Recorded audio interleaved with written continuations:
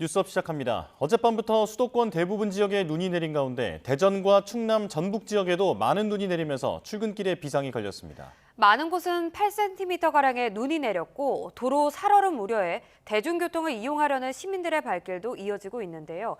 현장에 취재기자 나가 있습니다. 오승훈 기자. 네, 대전 월평동에 나와 있습니다. 네, 현장 상황 전해주시죠. 네, 제 뒤로 아침 출근길에 나선 시민들이 보이실 텐데요. 출근을 위해 시내버스를 기다리는 사람들입니다. 또 보시는 것처럼 보행로에는 눈이 소복히 쌓여 보도블럭이 보이지 않을 정도고 사람들이 종종 걸음으로 출근하고 있습니다. 밤사이 대전에도 눈이 많이 내리면서 빙판길 우려에 차량들이 서행하고 있는 모습도 보입니다. 기상청은 대전과 충남, 세종 지역에 오늘 아침까지 눈이 내린다고 예보했습니다. 오전 6시 기준 충남 부여가 7.8cm로 적설량이 가장 많았고 공주가 5.1cm, 세종이 4.5cm를 기록했습니다. 전북 서해안과 내륙지방에도 많은 눈이 내렸습니다. 전북 부안이 6.2cm, 정읍이 6cm, 고창이 5.9cm의 적설량을 보였습니다. 기상청은 하늘이 대체로 흐리지만 오늘 오후부터 차차 맑아질 것으로 예보했고 아침 7시 기준 대전과 충남, 세종 대부분 지역에 대설주의보를 해제했습니다. 다만 아침까지 대부분 지역에 영하의 날씨를 보이면서 내린 눈이 얼어 빙판길이 되거나 도로 살얼음이 나타날 수 있을 것으로 전망했습니다. 이에 따라 교통사고와 보행자 낙상사고에 유의해달라고 당부했습니다. 지금까지 대전 월평동에서 YTN 오승훈입니다. 강원도 철원에는 17cm의 폭설이 내리기도 했는데요. 중부 곳곳에 눈 폭탄이 쏟아졌습니다. 현재 눈구름은 남부지방에 머물고 있는데 오전 9시가 넘으면 사라질 전망입니다. 취재기자 연결해 자세한 눈 상황 알아보도록 하겠습니다. 고한석 기자. 자, 수도권은 눈이 그친 것 같은데 지금은 남부지방이 문제인가요? 네, 새벽에는 수도권에 강한 눈이 집중됐다면 지금은 전남과 경북, 경남 지방으로 눈이 내리고 있습니다. 오늘 새벽 전북 부안과 정읍 지역에 시간당 5cm 이상의 눈이 내리면서 기상청에서 직접 발송하는 대설 재난 안전 문자가 발송됐습니다. 앞서 새벽 1시에는 서울 노원구와 성북구 그리고 경기 남양주에도 대설 재난 안전 문자가 발송되기도 했습니다. 이들 지역은 한두 시간 사이 7cm 안팎의 강한 눈이 내렸습니다. 그 밖의 지역에서 가장 많은 눈이 내린 곳은 강원도 철원 양지 지역인데 17.3cm가 쌓였고 화천 광덕고개 부근에도 16.6cm의 많은 눈이 내렸습니다. 현재 수도권은 눈이 그쳤고 대설주의보도 새벽 4시 모두 해제됐습니다. 이후 눈구름은 충청 이남으로 이동하면서 남부 곳곳에 시간당 1에서 많게는 5cm 안팎의 다소 강한 눈을 뿌리고 있습니다. 이 때문에 대설주의보는 현재 전북, 전남, 경북, 경남 일부에 내려져 있습니다. 기상청은 이들 지역 적설량이 최고 8cm에 이를 것으로 보고 있습니다. 남부지방에 머무는 눈구름은 점차 사라지고 있지만 출근 시간과 겹칠 수 있어서 미끄럼 사고 등에 주의해야 합니다. 눈은 오전 10시 전후로 완전히 그치겠습니다.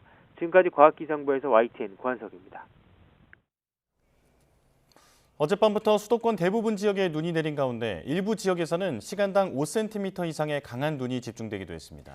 밤사이 내렸던 눈이 녹으면서 빙판길이나 살얼음이 예상되는 만큼 월요일 출근길부터 교통 혼잡이 우려되는데요. 취재기자 연결합니다. 조경원 기자. 어젯밤부터 수도권 일대 많은 눈이 내렸는데 지금 상황은 좀 어떤가요? 네, 먼저 실시간 출근길 교통 상황 CCTV로 보시겠습니다. 수도권 주요 간선도로는 제설 작업이 대부분 마무리된 것으로 보입니다. 하지만 여전히 길이 미끄럽고 이면도로의 경우는 아직 제설 작업이 덜 된 곳도 있어 출근길 운전에 주의가 필요해 보입니다. 조금 전 아침 7시쯤에는 경기 이천시 신둔면 소정사거리 부근에서 눈길 미끄러짐으로 차량 3대가 추돌해 2명이 다쳤습니다. 이처럼 사고 우려 때문에 대부분 도로에서 차들은 평소보다 서행하고 있는데 길이 미끄러워 버스 바퀴가 헛돌았다는 시민의 이야기도 있었습니다. 네, 아까 오다가 버스가 좀 바퀴가 헛돌아가지고 그 버스 기사님이 한번 내리셔서 바퀴 한번 점검하는 게 오늘 처음 딱. 네. 어젯밤부터 오늘 새벽까지 수도권과 대부분 강원, 충청 지역에 대설주의보가 내려졌지만 현재 수도권 대부분은 대설주의보가 해제됐습니다. 행정안전부는 어젯밤 10시를 기점으로 대설 위기경보를 관심에서 주의로 올렸고 중대본 1단계를 가동해 대응에 나섰습니다. 다만 수도권 눈이 비교적 빨리 그쳤고 도로 제설도 잘 이루어져 서울 시내 주요 도로 가운데 폭설 때문에 통제된 구간은 없는 것으로 파악됐습니다. 네, 월요일 아침이라서 출근길 혼잡이 우려되는데 교통 대응 상황도 함께 전해주시죠. 네, 서울시는 출근길 혼잡이 예상됨에 따라 대중교통 출근 집중배차 시간대를 평소보다 30분 연장해 운행합니다. 평소 출근 집중배차 시간이 아침 7시에서 9시까지인데요. 지하철 2호선과 5호선에서 8호선의 집중배차 시간을 오전 9시 반까지로 30분 늘리고 평소보다 20회 늘려 운행합니다. 시내버스도 오전 9시 반까지 최소 배차 간격을 유지해 운행할 계획입니다. 코레일 역시 1호선과 수인분당선, 경의중앙선 등 수도권 5개 노선을 대상으로 출근 시간 지하철 운행 횟수를 13회 늘릴 계획입니다. 오늘 이동하실 분들은 평소보다 조금 서둘러 나서시는 게 좋겠습니다. 또 눈이 내리는 지역은 가시거리가 급격히 짧아지고 밤사이 얼어 빙판길이 되는 곳이 많으니 운전자들은 차량 운행 시 감속 운행하셔야겠습니다. 지금까지 사회부에서 YTN 조경원입니다. 전해드린 것처럼 밤사이 내렸던 눈으로 인해 도로가 매우 미끄러울 수 있으니 주의가 필요한 상황입니다. 현재 고속도로 상황은 어떤지 한국도로공사 연결해 알아보겠습니다. 김인우 캐스터 전해주시죠. 네, 지난 밤사이 전국적으로 폭설이 내렸습니다. 다행히 눈으로 인해 고속도로가 통제되는 구간은 없지만 워낙 많은 양의 눈이 쏟아졌다 보니 대부분의 노면 상황이 좋지 못합니다. 오늘 이른 아침 출근길에 오르신다면 대중교통을 이용하는 편이 안전하겠고요. 불가피하게 운전대를 잡으신다면 평소보다 감속하면서 미끄럼 사고를 예방해 주셔야겠습니다. 수도권에도 밤사이 시간당 5cm의 적설량에 달할 만큼 많은 눈이 내렸죠. 그렇다 보니 지금도 대부분의 구간에서 속도 내지 못하는 노란 서행 구간들이 자리하면서 평소 출근길 고속도로 상황보다 더 혼잡합니다. 지금도 영암과 순천 등 남부지방 곳곳으로는 계속해서 약한 눈발이 내렸다 그치기를 반복하고 있습니다. 오늘 오전까지는 계속해서 눈이 내릴 수 있기 때문에 출근길 교통안전에 주의해 주셔야겠는데요. 이렇게 고속도로 주변가로도 수북하게 눈이 쌓여 있는 모습 보이시죠? 영하권 추위에 내린 눈이 그대로 얼어붙어 빙판길이 만들어지거나 녹았던 눈이 얇게 얼면서 도로 살얼음이 나타날 수 있습니다. 평소보다 속도는 50% 이상까지도 감속해 주셔야겠습니다. 특히 오늘 운전대를 잡기 전엔 먼저 지역에 따른 날씨 상황 잘 확인하면서 차량 점검에도 보다 힘써 주셔야겠습니다. 그 가운데 15번 서해안고속도로 서울 방향으로는 오늘 새벽 4시경 발생한 사고 처리가 길어지고 있습니다. 몽탄 3터널 부근 2차로 쪽 조심히 피해 주셔야겠습니다. 졸릴 땐 쉬었다 가시고요. 고속도로 교통방송 김인우였습니다. 네, 지금 보신 것처럼 밤사이 내린 눈으로 출근길 난항이 예상됩니다. 네, 전문가와 더 자세히 알아보겠습니다. 김필수 대림대 미래자동차학부 교수 전화로 연결합니다. 교수님 나와 계시죠? 네, 안녕하세요. 네, 자 밤사이 전국 대부분 지역에 눈이 내렸습니다. 지금도 기온이 영하인데 빙판길로 변할 가능성이 있겠죠? 그렇습니다. 큰 도로는 염화칼슘이라든지 미리 조치를 취해서 제설 작업 등 여러 가지가 진행됐지만은 이면 도로로 들어가게 되면은 그대로 얼어 있는 데가 많이 있거든요. 특히 이제 이럴 경우에는 눈이 많이 보이면은 속도를 늦추고 앞뒤차의 간격을 넓히는 것이 운전자의 습관이지만은 문제는 이런 것이 녹았다가 얇게 어는 블랙아이스가 지금 가장 걱정이 됩니다. 예. 특히 이제 오늘 같은 경우에는 미리 예보도 했었고 다들 조심해서 미리 일찍 출근한다든지 하는 조치를 취할 수 있지만은 이게 녹았다가 다시 어는 오늘 심야 시간대라든지 내일 새벽 시간대에 도리어 정상으로 생각하고 운행을 하다가 사고 날 가능성이 있으니까 항상 조심하셔야 될 것 같습니다. 예, 말씀하신 것처럼 블랙 아이스를 특히 유의해야 할 것으로 보이는데요. 특히 어느 곳이 위험할까요?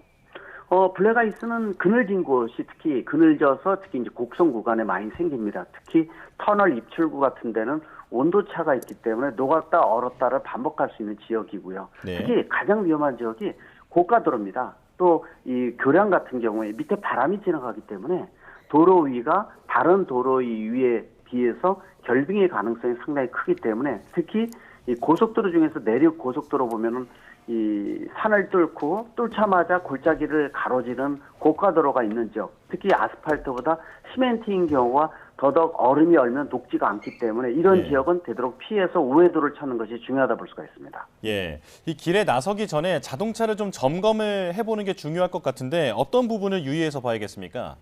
가장 역시 중요한 부분들은 타이어라고 볼 수가 있습니다. 타이어는 트레드, 홈의 깊이가 이 1.5mm 미만이 돼서 많이 마모가 되면은 일반 물 위에서도 마찬가지지만은 눈 위에서도 더 많이 미끄러질 수가 있습니다. 예. 따라서 이 타이어가 트레드 홈의 깊이가 충분한지, 특히 공기압이 적정 공기압을 유지하고 있는지도 잘 보셔야 될 것 같고, 가능하면은 뭐 아시겠지만은 스노우 타이어로 교체하시거나 이 후륜보다 전륜이 낫고 전륜보다 사륜이 낫거든요. 근데 사륜에다가 이 스노우 타이어까지 껴주게 되면 훨씬 더 마찰 저항이 커지기 때문에 덜 미끄러집니다. 그러나 타이어 이런 것만 너무 믿지 마시고 안전 용품에 대한 준비도 철저히 하셔야 될 것 같아요. 뭐 일반 눈이 많이 오는 강원도 같은 경우에는 이 체인 같은 거는 필수적으로 있어야 되고, 또 간혹 언덕 같은 데 못 들어가는 걸 위해서 요새는 스프레이 계통 많이 나옵니다. 예. 타이어에다가 직접 뿌리는 기능성 스프레이들이 많이 나오니까 이런 제품, 또 유리에 어떤 뭐 이 막이 꼈거나 유리 막이 꼈거나 할 때는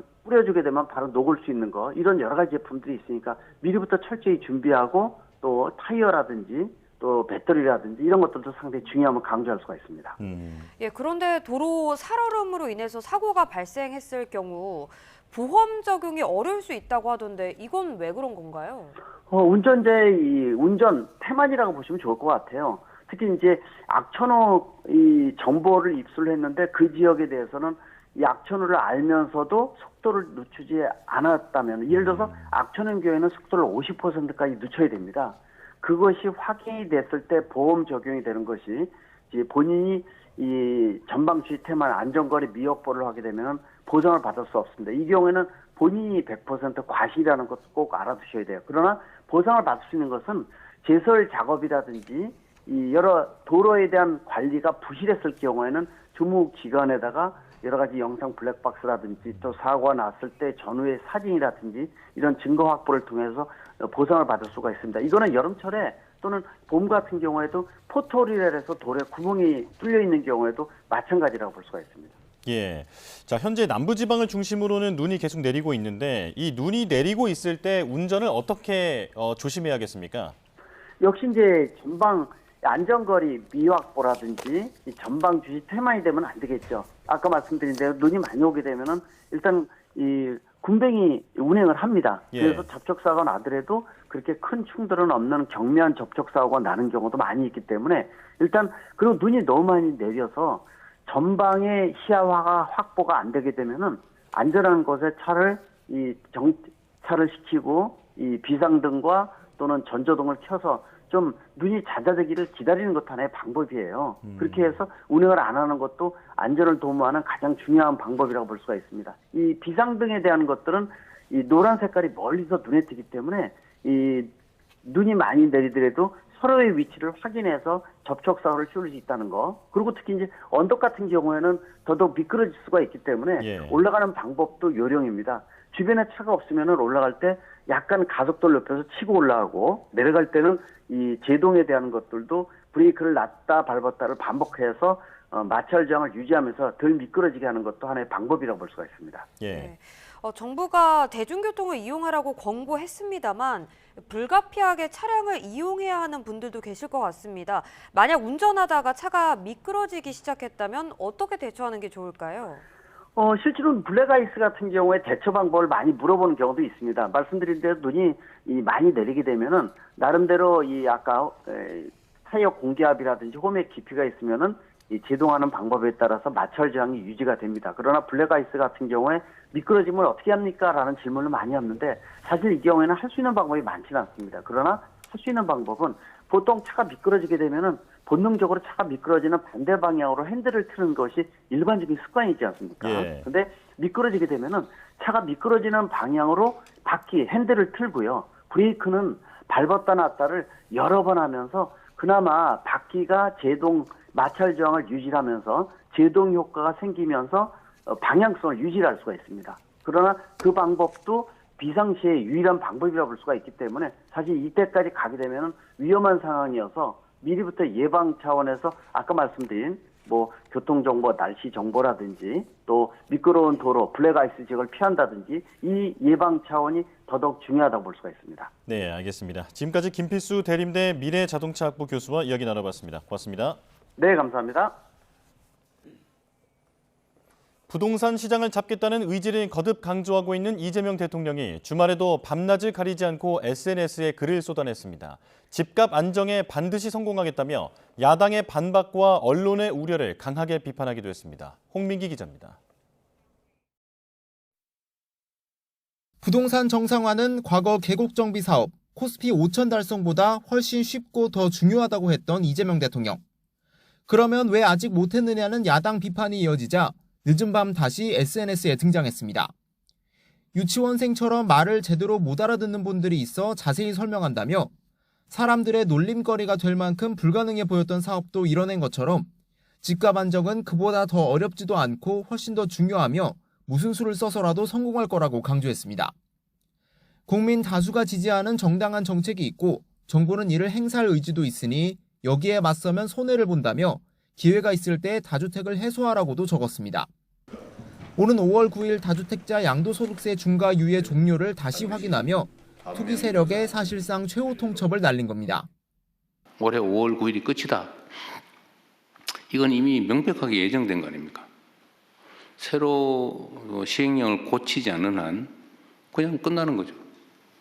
이 대통령은 7시간 뒤 아침엔 다주택 규제로 인한 부작용을 분석한 기사를 공유하며 언론이 대체 왜 이렇게 망국적 투기를 편드는 거냐고 강하게 비판하기도 했습니다. 이 대통령의 부동산 관련 메시지는 지난달 23일부터 이어지고 있는데 최근엔 1200자를 넘을 정도로 길어지고 수위도 높아지고 있습니다. 청와대 관계자는 이 대통령의 SNS 메시지에 대해 정책 일관성과 실현 의지 강조, 의제 활성화 등의 목적이 있다고 설명했습니다. 이런 가운데 김용범 청와대 정책실장도 SNS를 통해 우리 국민의 재테크 수단이 부동산에서 주식으로 넘어왔다며 이미 바뀐 패러다임을 정착시켜야 한다고 밝혔습니다. 정부가 부동산 투기 수요 억제에 총력을 다하는 가운데 부동산에 쏠려 있는 투자 심리를 주식시장으로 돌리겠다는 의도로 풀이됩니다. YTN 홍민기입니다. 이재명 대통령의 이딴 부동산 SNS 글에 국민의힘은 소설 속 인물 엄석대를 비유하며 겁주기로는 집값을 잡을 수 없다고 지적했습니다. 민주당은 야당의 부동산 폭등을 원하는 청개구리냐면서 국정 발목 잡기는 그만하고 민생 살리기에 협조하라고 촉구했습니다. 박희재 기자입니다. 망국적 부동산 정상화, 마지막 기회라는 이재명 대통령의 잇따른 부동산 SNS 글을 두고 국민의힘은 일종의 국민 겁박이라고 직격했습니다. 부동산 소유 자체가 범죄가 아닌데 공포감을 조성해 단속 대상으로 몰고 있다면서 소설 우리들의 일그러진 영웅의 엄석대에 비유하기도 했습니다. 대통령님의 SNS는 마치 반장으로 반 학생들을 강압적으로 대하는 엄석대를 떠올리게 합니다. SNS를 통해 국민을 겁박할 시간에 고위공직자들의 다주택부터 처분하게 하십시오. 정부의 최근 수도권 공급 대책을 두고는 유휴부지 끌어모으기에다 문재인 정부 시절 확보하려다 좌초된 부지를 재탕한 거라고도 지적했습니다. 좌초됐던 부지를 다시 꺼내 새 물량처럼 포장했습니다. 문재인 정부의 실패를 그대로 가져와 놓고 대책이라고 말하는 것이 부끄럽지 않습니까? 개혁신당도 이 대통령의 이딴 SNS 글에 도파민이 아닌 데이터로 경고가 아닌 설계도로 말해야 할 시간이라고 지적했습니다. 반면 민주당은 그간 당 안팎에서 제기돼온 도심권 청년, 신혼부부 수요 중심의 부동산 공급책을 마련한 거라며 정부에 힘을 실었습니다. 용산국제업무지구 또 과천의 경마장 부지와 방첩사 부지 어찌 보면 이제 시민들이 또는 주택을 필요로 하는 분들이 원하는 부지에 전략적으로 연일 부동산 정책을 비판하는 국민의힘에는 집값 폭등을 원하는 청개구리 정당이냐 반문하면서 당내 갈등을 물타게 하려는 정치 공세에 불과하다고 일축했습니다. 단 한 가구라도 더 공급하기 위해서 영끌에서 이렇게 공급 대책을 발표했는데 그거에 대해서도 계속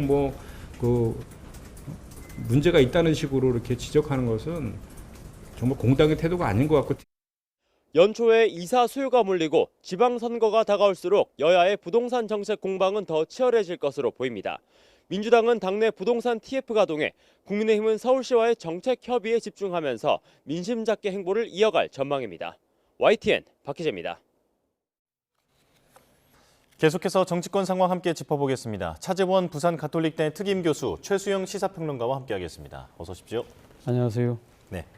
자, 리포트로 보여드린 것처럼 이재명 대통령이 SNS를 통해서 부동산 정책과 관련된 강경한 메시지를 쏟아내고 있습니다. 일단 언론에 대한 지적도 눈에 띄는데 왜 망국적 투기 편을 드느냐라고 일가를 했는데요. 교수님께서는 어떻게 보셨습니까? 일단 뭐 지금 이재명 대통령이 이야기한 것처럼 부동산 투기가 망국적인 하나의 현상이라고 보는 것이죠. 그렇기 때문에 이러한 현상을 대통령으로서 반드시 잡겠다는 강력한 의지를 연일 지금 필요하고 있는 것이 아닐까라는 생각이 들고요. 예. 그리고 단순하게 의지만 그러니까 필요하는 것이 아니라 실제 내가 이 그 망국적인 부동산 투기를 잡을 수 있다는 자신감까지 이야기를 하고 있다는 것이죠. 그 예를 들어서 뭐 본인이 경기도지사 시절에 불법 그러니까 계곡 정비를 한 것이라든지 대통령이 되고 난 뒤에 공약했던 지금 코스피 5천 목표를 달성한 이런 걸 보더라도 내가 이 정도는 충분히 잡을 수 있다.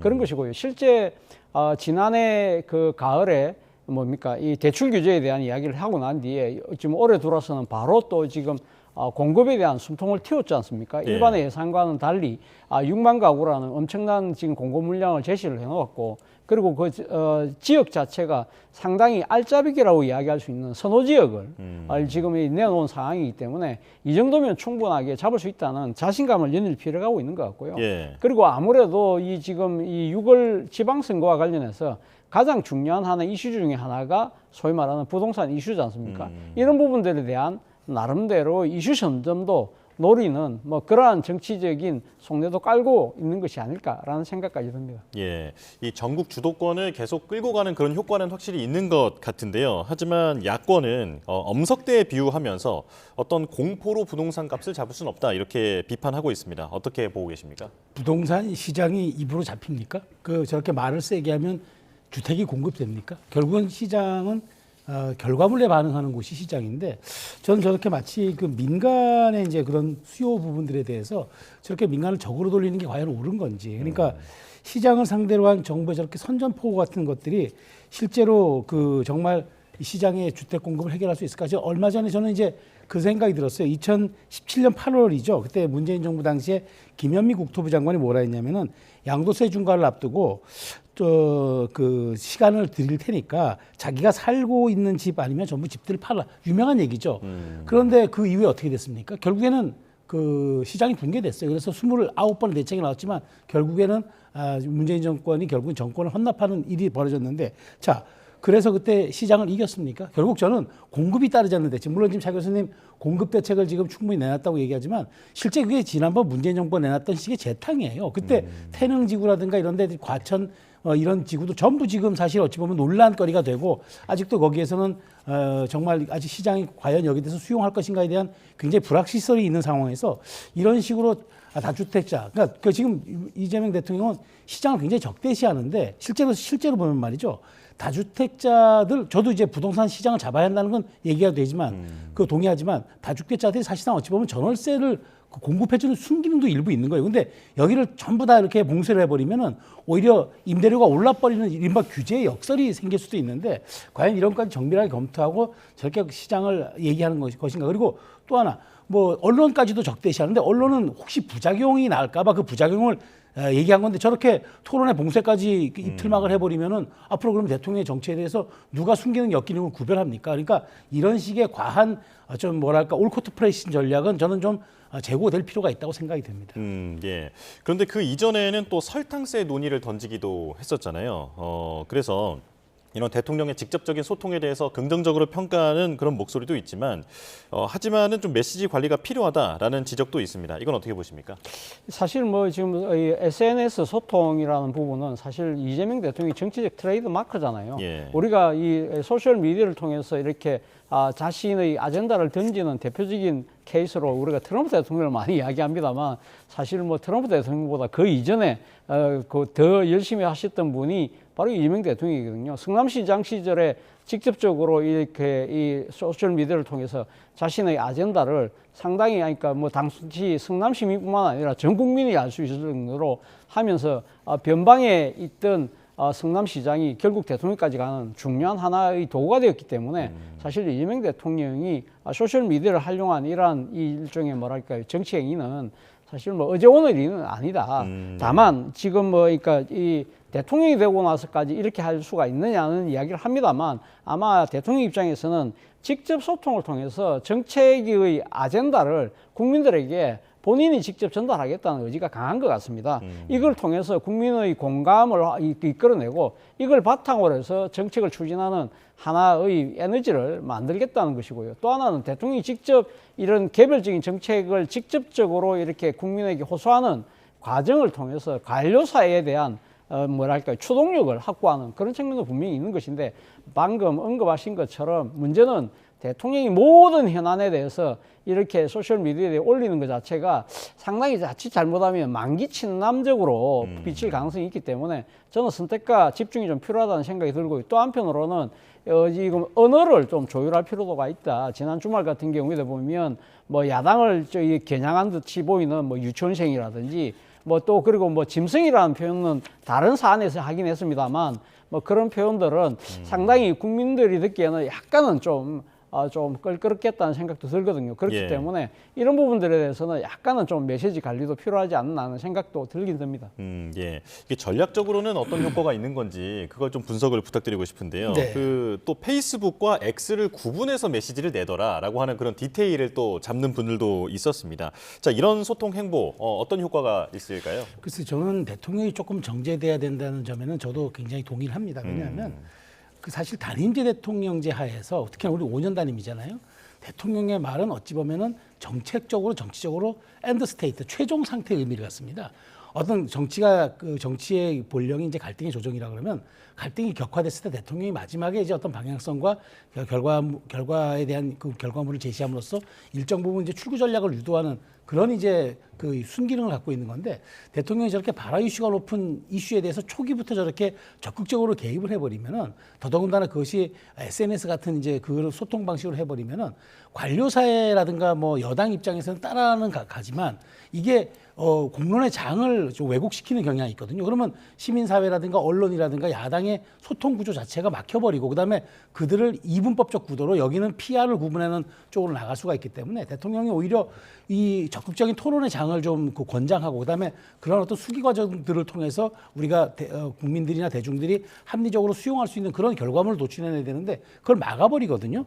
더더군다나 이번 설탕세 논쟁도 보면 그래요. 이게 뭐 이른바 증세라고 왜 프레임을 짜느냐고 얘기하는데 WHO도 슈거 텍스라고 합니다. 예. 그러니까 일종의 이게 부담금이든 세금이든 준조세 성격을 띠는 건 맞거든요. 그러면 이게 호칭이 중요한 게 아니에요. 무슨 조세냐 부담금이냐 이게 중요한 게 아니라 본질적으로 그러면 왜 정부가 이것을 했을 때 국민에게 순기능이 있고 국가에는 어떤 점이 좋고 이걸 조금 조목조목 얘기를 해서 국민을 설득하려고 해야지 딱 저런 식의 갈라치기용 워딩들은 저건 야당 지도자 때 하는 거지 국가의 최고 지도자 통합을 상징하는 그 대통령이라는 자리에서 할 수 있는 일은 아니다. 그래서 저는 대통령의 메시지는 뭐 정말 어마어마한 장편 소설이 아니라 간결한 한 줄에 씌워야 한다는 어느 이제 컨설턴트의 말처럼 말이죠. 저는 대통령의 메시지가 좀 더 정교해져야 되고 그다음에 발화 이슈가 높은 상황에 대해서 그것을 뭐 그걸 부추기고 막 이렇게 방향성을 얘기하는 것보다는 조금 더 수기 과정들이 있었을 때 대통령이 결정을 이렇게 지어주는 쪽으로 유도하는 방향 이렇게 가는 게 맞는데 지금 조금 너무 메시지 노출이 과하다. 그리고 내용도 조금 거칠다. 이 두 가지 측면은 지적드리고 싶습니다. 네, 알겠습니다. 이제 각 당 상황 살펴보겠습니다. 자, 국민의힘부터 볼 텐데요. 한동훈 전 대표 제명 이후에 내부 갈등이 더욱 커진 것 같습니다. 자, 이런 상황에서 장동혁 대표가 지방선거 준비에 이제 본격적으로 돌입하는 것 같은데 이 당내의 어떤 그 결집이 제대로 되지 않은 상황에서 출발하는 그런 느낌이 들거든요. 어떻게 보고 계십니까? 뭐 사실 뭐 이 단식 이후에 복귀하고 난 뒤에 마이웨이를 하겠다는 입장을 분명히 지금 천명을 한 상황이잖아요. 사실 단식 복귀 후에 제일 먼저 했던 결정이 한동훈 전 대표에 대한 제명이었거든요. 이런 걸 본다고 한다면 누가 뭐라고 하더라도 나의 길을 가겠다는 것이기 때문에 그리고 특히 가장 중요한 정치적 일정이 지금 6월 달에 지금 예정되어 있는 지방선거잖아요. 그래서 지방선거를 승리를 하기 위해서라도 본인이 원래 생각했던 여러 가지 정책 스케줄들을 그냥 따박따박 해나가겠다는 건데 그중에서 대표적인 것이 인재영입위원회를 그러니까 인재영입위원장을 그러니까 선임을 해서 새로운 인재를 등용한다든지, 그리고 지금 뭐 들리는 이야기에 의하면 당헌 당규 개정, 그리고 뭐 당명 개정을 통해서 새로운 하나의 뭐랄까요, 이 지금 모습을 보여주겠다는 것인데, 문제는 그 내용이라는 것이죠. 지금 언론 보도에 따르면 당헌 당규 개정에 보면 뭐 산업화까지는 그렇다고 할 수 있습니다만 반공산주의를 강조한다는 그런 이야기들이라든지, 그리고 특히 이 지금 당헌 당규에 지금 명시되어 있는 기본소득에 대한 이야기를 아예 삭제하겠다. 예. 그런데 이런 뭐 이 지금 뭐 반공이라든지 기본소득 삭제라든지 이런 부분들은 어떻게 보면 상당히 지금 우경화하는 그런 모습이잖아요. 그러나 지금 사실 지방선거를 앞두고서는 승리를 하기 위해서는 중도 외연이 필요한 것인데, 과연 이를 우측 깜빡이를 껴고 상당히 좌측에 지금 포진하고 있는 중도를 잡을 수 있을까? 그리고 특히 앞서 제가 이야기했던 기본소득 같은 경우는 지금 AI 시대가 지금 완전히 지금 현실화하면서 오히려 더 필요한 정책인데, 지금 시대에 역행하는 그런 모습으로 해서 과연 본인의 마이웨이가 제대로 된 정치적 결실을 거둘 수 있을지는 상당히 회의적이라는 생각이 듭니다. 예. 이런 가운데 주목되는 사람이 바로 한동훈 전 대표입니다. 별도의 어떤 법적 대응 같은 것 없이 지지세를 좀 규합하는 그런 모습을 보여주고 있는데, 얼마 전에는 또 주최 측 추산으로는 10만 명이 참석했다라고 하는 지지 집회가 있었고요. 그리고 이번엔 토크 콘서트까지 연다고 합니다. 자, 한 전 대표의 행보 어떻게 보고 계십니까? 그러니까 공간이 없는 거예요. 마땅한 수단도 없고. 그러니까 지금 징계 절차를 이제 가처분으로 가기에 또 정치의 사법화라는 측면도 하나 있는 거고, 또 만일 가처분에 들어가게 되면은 실제 그러면 법원이 그 게시판에 대해서 이제 일종의 조사권을 한번 들여다보자고 할 경우에는 이게 그러면 이제 모든 것이 다 이제 드러나야 되는 상황이잖아요. 이 부담도 있고요. 그다음에 또 가처분이 또 인용될 거라는 그런 보장도 없고, 그러니까 여러 가지 좀 말하자면은 좀 약간 수단이 별로 없는 상황에서, 그렇다고 이제 갑자기 이제 또 침묵의 모드로 들어가기는 어려우니까 토크 콘서트, 요즘엔 뭐 정치인들이 뭐 책 출판 콘서트가 아니라 이렇게 토크를 하는 콘서트를 많이 하는데, 아마 그걸 통해서 어쨌든 지금 본인의 정치적인 어떤 그런 존재감을 계속 좀 이어나가겠다라는 것 같습니다. 근데 저는 또 그 이상의 방법은 또 보이지 않아요. 왜냐하면 이제 3월이 되고 나면은 바로 이제 지방선거 국면으로 본격 접어들 텐데, 자, 그 경우에 그러면 이제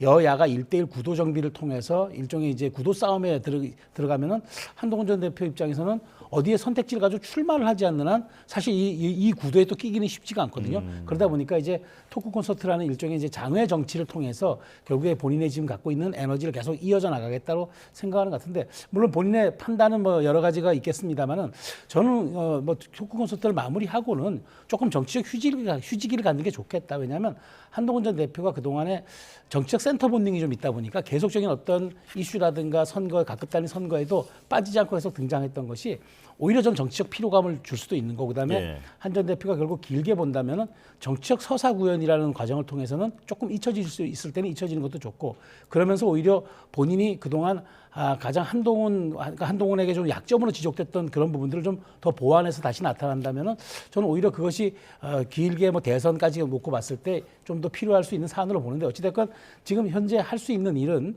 토크 콘서트라든가 이런 장외 정치를 통해서 본인이 갖고 있는 정치적 메시지를 발신하는 건데, 저는 뭐 이것이 갖고 있는 정치적 효능감은 아마 뭐 이달 정도가 뭐 마무리되지 않을까 그런 생각이 들어요. 예, 어떤 뭐 무소속 출마라든지 다른 정치적 선택지에 대해서도 많이 거론되고 있는데, 지금 평론가님께서는 휴지기를 갖는 게 더 낫겠다라고 조언을 해주신 거고요. 그리고 조금 전에 그 공간이 없기 때문에 지금 이런 행보를 보이는 것 같다라고 평론을 해주셨습니다만, 국민의힘 내부로 보면 지금 한동훈만한 팬덤을 갖고 있는 사람이 없다라는 지적이 나오고 있는 것도 사실이지 않습니까? 그렇죠. 예, 그래서 공간이 없다기보다도 어떤 파급력이 점점 커지고 있는 그런 평가도 나오고 있는데, 어떻게 보고 계십니까? 그렇죠. 뭐 본인의 팬덤이 지금 상당히 강하다. 그리고 지난 뭐 토요일도 장애 집회를 했습니다만 그 전주에도 했잖아요.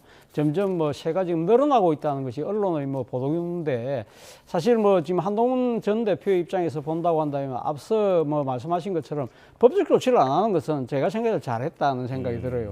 사실 지금 이 한동훈 전 대표의 이미지 중에 하나가 검사 출신이라는 그 자체가 있잖아요. 그렇다고 한다면 이 지금 정치적인 문제를 법원으로 끌고 가는 것은 어떻게 보면 그 검사 이미지를 더 강화시키는 그런 측면이 있기 때문에 본인이 정치적 해법을 통해서 이 상황을 돌파하겠다. 그렇다고 한다면 자신이 가장 믿을 수 있는 정치적 기반이 자신의 팬덤이잖아요. 그 팬덤을 통해서 지금 하겠다는 것이기 때문에 이 잠실 실내체육관이라는 아주 큰 공간에서 하는 것인데 문제는 이거예요. 지금 잠실 실내체육관에서 하면 그 대관료가 만만치 않기 때문에 그 비용을 어떻게 감당할 것인가. 그렇다고 한다면 한동훈 전 대표 측에서 부담할 경우에는 본인이 앞으로 여러 가지 그러니까 6월 달에 예정되어 있는 선거에 나갈 경우에는 일종 무상 기부가 되기 때문에 이건 선거법 위반이 되는 것이고 뭐 그런 여러 가지 문제 때문에 이제 지금 돈을 받겠다는 거잖아요. 입장료를 받겠다는데 문제는 지금 뭐 이렇게 자석별로 차등해서 지금 돈을 받는 그러한 형태가 상당히 지금 정치적으로 봤을 때는 상당히 조금 특이하고 이례적인 요소가 분명히 있는 것이거든요. 그러니까 민주당 쪽에서는 지금 이 간중별로 차등을 둬서 하느냐 그런 식의 비판이 지금 제기되고 있는 것인데요. 저는 뭐 불가피한 측면이 있다고 봅니다만 제가 생각했을 때는 한동훈 전 대표 측에서 정말 팬덤을 이용해서 이 상황을 돌파하겠다고 한다면 조금 더 생각을 깊게 했더라면 어땠을까 하는 생각이 든다는 거죠. 예를 들면 지금 우리 사회에 여러 가지 그 민심과 관련된 이 정책 현안들이 많잖아요. 그 현안 속으로 직접 본인이 뛰어들어가서 그 갈등의 현장을 한번 돌아보고 그 현장에서 이 여러 가지 그러니까 지금 관계자들의 이야기를 듣는 과정을 통해서 자신의 아젠다를 던지는 그런 식의 민심 속으로 들어간다든지 아니면 전국을 순회하면서 나름대로 이쪽 소규모 타운홀 미팅을 통해서 자신의 정치적 입지를 만들어가는 것이 좀 더 필요한 것이 아닐까. 너무 쉽고 편한 방법을 선택했다는 비판에서 자유로울 수는 없을 것 같습니다. 네, 알겠습니다. 자, 이어서 민주당 상황 짚어보겠습니다. 이해찬 전 총리의 연결식 이후에 곧바로 조국혁신당과의 그 합당 논의 이 부분에 대한 갈등이 표출하고 있는데 지금 친명계로 꼽히는 한준호 의원은 기자회견을 열고 지금 이런 합당에 대해서는 중단하라라고 촉구를 했고요.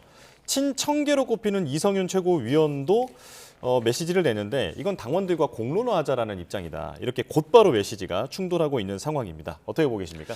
저는 뭐 예견됐던 3인 3색의 이 모습이 나오고 있다. 그러니까 한준호 최고위원 입장에서는 이제 친명계의 대표적인 의원이잖아요. 지금 이 논의가 왜 그럼 촉발이 됐느냐. 근데 지금 민주당 일각에서는 이제 이런 얘기가 있어요.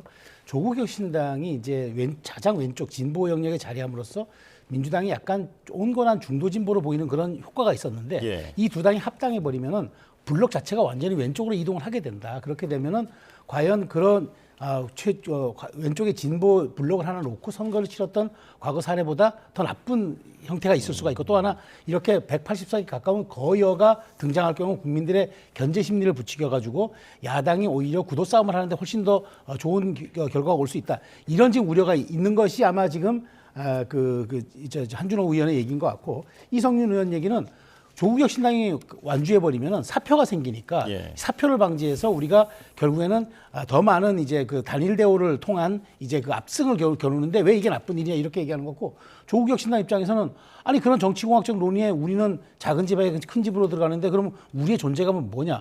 우리의 가치라든가 우리의 명분 이런 게 뭐 합쳐서 들어가는 게 아니라 마치 뭐 선거 승리를 위한 정치공학에 우리가 들러리 쓰는 것밖에 더 되느냐? 뭐 조국의 공동대표론 이런 얘기들도 결국에는 뭐 이게 정치적인 유불리 따지는 일종의 정청래 대표의 수 아니냐? 이런 얘기들이 나오면서 3인 3색으로 진행이 되는 거죠. 그런 차원에서 저는 이제 다시 이게 이제 갈등의 이제 그 분화구가 솟았다고 보는데 중요한 건 이제 오늘부터 예비 후보를 이제 등록이 되는 날이고 그다음에 이제 곧 조만간 이제 말하자면 이제 당명 가지고도 이제 서로 얘기가 될 텐데 이렇게 되면 논의의 본질은 사라지고 정치공학만 남고 그다음에 선거에 대한 유불리만 따지는 그런 그 합당이 된다 그러면은 정말 이런 덧셈은 국민들이 과연 지켜만 볼 것인가 이게 아마 지금 여권 내부의 심각한 고민인 것 같습니다. 예. 그런데 이런 가운데 오늘 내일 그 1인 1표제, 그 민주당 그 당원 개정안 투표 절차가 있는데 여기서 이게 찬성률이 얼마나 나오느냐가 정청래 대표에 대한 그 지지세를 알아볼 수 있는 그런 시금석이 될 거다 이런 얘기도 있더라고요. 예, 사실 뭐 오늘하고 내일까지 이틀에 걸쳐서 열리는 중앙위의 당원 1인 1표에 대한 투표 결과가 사실 정청래 대표의 당권이 정말 지금 흔들리느냐 아니면 더 강화될 것이냐 하나의 분수령으로 보는 것이 맞을 수도 있을 것 같습니다. 그러나 제가 생각했을 때는 조금 조심스럽습니다만 이번에는 아마 중앙에서 가결될 가능성이 조금 더 높지 않을까라는 생각이 듭니다. 지난 12월 5일 날 당시 중앙위에서 부결이 됐는데요. 당시 그러니까 중앙위원이 총 596명인데 이 중에서 투표자가 지금 373명 중에 271명이 찬성을 했어요. 그런데 문제는 이 지금 그 의결 정족수에 28표가 부족했기 때문에 부결이 된 것이거든요. 그런데 그때 당시에는 한나절 정도 투표를 했기 때문에 투표율이 상대적으로 낮았다고 한다면 이번에는 이틀에 걸쳐서 하기 때문에 상당히 투표율만 제대로만 조금만 더 높아지면 뭐 지금 찬성 비율이 지난번에 워낙 높았기 때문에 아마 이 가반 득표를 할 가능성이 높지만 만에 하나 이것이 안 될 경우에는 오히려 정청래 대표 입장에서는 상당히 본인에 대한 일종의 뭐랄까요 신임이 좀 이렇게 이렇게 위기에 빠지는 그런 상황까지도 될 수 있고 이것은 만약에 이런 식으로 부결이 됐을 경우에는 지금 논의가 되고 있는 합당 논의 부분에 있어서도 당대표로서의 상당히 정치 입지가 흔들릴 수밖에 없다. 그렇기 때문에 상당히 이 오늘 내일 투표가 상당히 중요한 하나의 정치적인 분수령이 될 가능성이 높다는 생각이 듭니다. 예. 평론가님께는 혁신당 입장을 한번 여쭤보겠습니다. 네. 지금 민주당 내에서의 이런 갈등은 먼저 봉합하고 우리에게 얘기를 건네라. 지금 이런 입장인데 여기에 미략설이라든지 400억 부채설이라든지 여러 썰이 좀 제기가 되고 네, 있거든요. 네. 혁신당은 어떤 입장이겠습니까? 그 혁신당 입장에서는 중간에 꼈어요. 이른바 뭐 고래 싸움에 새우등 꼈다고 할까요? 그러니까 사실은 지금 그러면 왜 혁신당은 말하자면 국민의 선택을 받아가지고 이게 총선에서 이렇게 12석까지 했는데 자 그러면 이 당이 그 민주당으로 합당할 때는 어떤 가치 어떤 비전으로 해서 그럼 어떤 정치를 만들기 위해서 합당한다 이게 보이지가 않고 정청래 대표의 당권 연임에 우리가 불쏘시개가 되느냐 아니면은 뭐 우리가 사표 방지 정도 되는 그런 정당이냐 지금 말하자면 이렇게 끼워버렸어요. 그러다 보니까 어찌 보면 조국 대표 입장에서는 본인이 이 당에 들어가서 공동대표가 되든 아니면 거기에 대해서 매기 효과를 보이든 간에 이렇게 된다면 국민들은 이걸 정치공학으로 볼 수밖에 없고 조국 혁신당은 정말 그 논의의 블랙홀에 그냥 자연스럽게 자신들은 아무 힘 없이 빨려 들어가는 그런 상황이 되기 때문에 존재감을 보이려고 좀 혁신당 끌어들이지 말고 우리 가치라든가 비전 이걸 논의하자고 했는데 더더군다나 그러면 토지공개념 같은 약간 조국 혁신당의 좀 진보적 그런 어젠다를 이쪽에서는 반대하다 보니까 이런 것들이 굉장히 지금 논란이 되고 있는 게 굉장히 곤혹스러운 지점이라고 저는 봅니다. 네, 알겠습니다. 여기까지 말씀 듣겠습니다. 지금까지 차재원 부산가톨릭대 특임교수 최수영 시사평론가와 함께했습니다. 고맙습니다.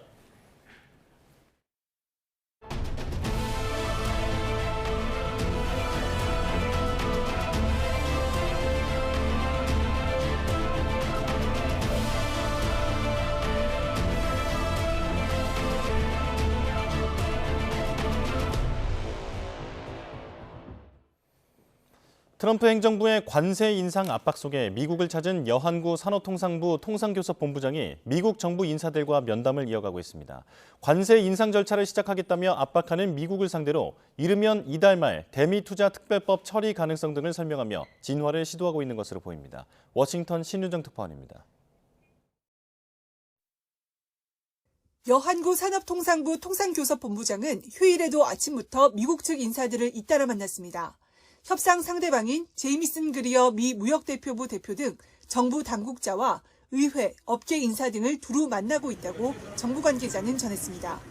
차분하게 대응을 하는 게 가장 중요하다고 생각합니다. 많은 나라들이 이런 진짜 하루하루 어떻게 보면 롤러코스터 같은 그런 상황을 겪고 있는데 미 행정부는 관세 25% 발효를 위해 연방관보 개제 등 행정 실무 절차에도 착수했는데 아직 관보 개제는 이뤄지지 않았습니다. 하워드 러트닉 미 상무장관은 지난주 워싱턴에서 열린 이건희 컬렉션 행사에서 대미 투자는 선택사항이 아니라며 조속한 투자를 거듭 압박했습니다. 이르면 이달 말로 예상되는 미 연방대법원의 관세 판결과 오늘 11월 중간선거를 앞두고 트럼프로서는 가시적인 관세 성과가 필요한 것으로 보입니다. 이런 거센 압박에 여 본부장은 국회 상황을 설명하면서 정부도 투자 이행에 속도를 내고 있다는 점을 강조하고 있는 것으로 전해졌습니다. 특히 여당인 더불어민주당이 대미투자특별법 처리 시한을 2월 말에서 3월 초로 제시한 점을 추가로 설명할 것으로 예상됩니다.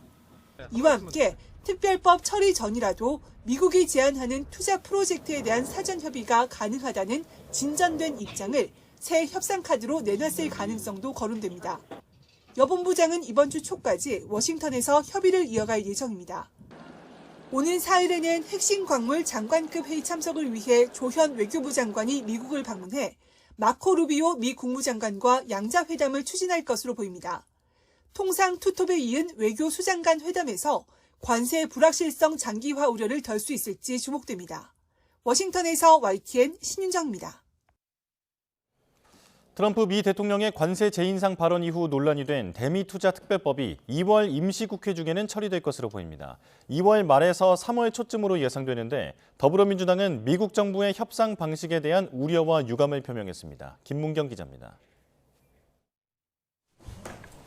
더불어민주당이 대미투자 특별법을 이르면 이달 처리하겠다는 방침을 밝혔습니다.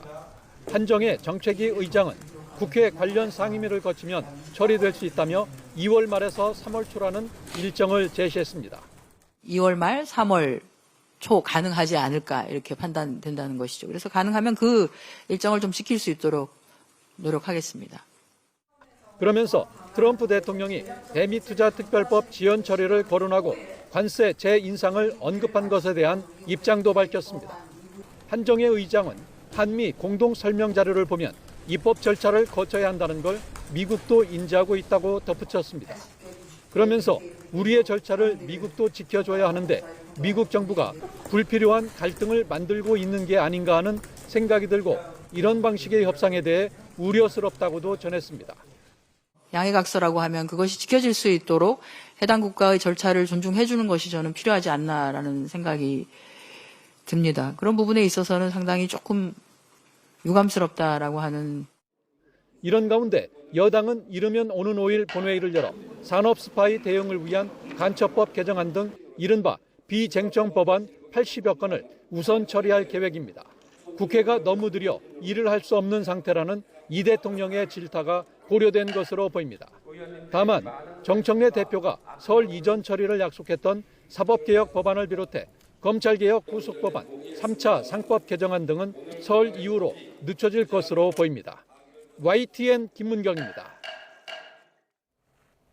경찰이 김경 전 서울시 의원의 강서구청장 보궐선거 로비 의혹 수사를 이어가고 있습니다. 1억 원 공천원금 의혹을 수사한 지는 한 달이 지났는데 조만간 강선우 의원이나 김 전 시 의원에 대한 신병 확보에 나설지도 관심입니다.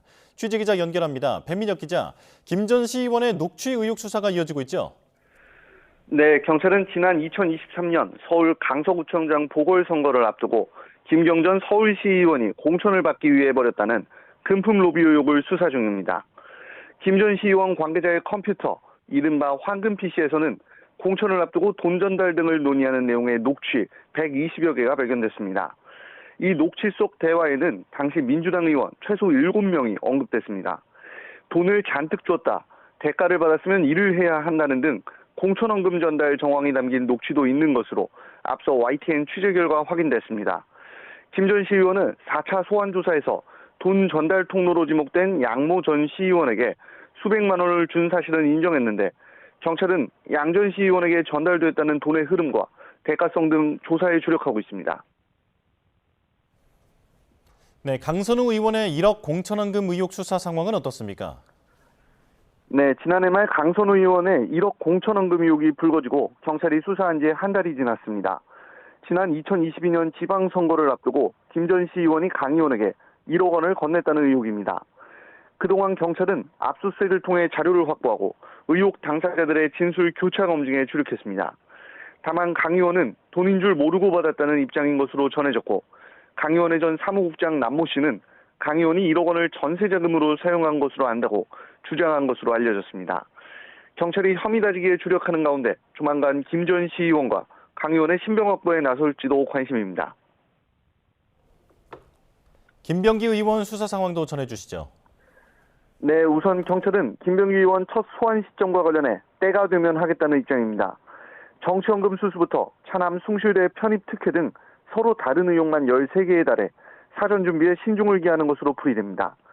앞서 경찰은 이지 동작구 의원을 2차례 불러 각각 정치연금 의혹과 차남 숭실대 편입 의혹에 대해 나누어 조사했습니다. 이 밖에도 동작경찰서 수사 무마 의혹, 쿠팡 인사개입 의혹 등에 대해 압수수색을 벌이며 확보한 자료 분석도 이어가고 있습니다. 관련자 진술과 압수물 분석이 일정 수준 쌓였을 거란 분석이 나오는데 김병기 의원 첫 소환 조사가 언제 이루어질지 주목됩니다. 지금까지 사회부에서 YTN 배민혁입니다.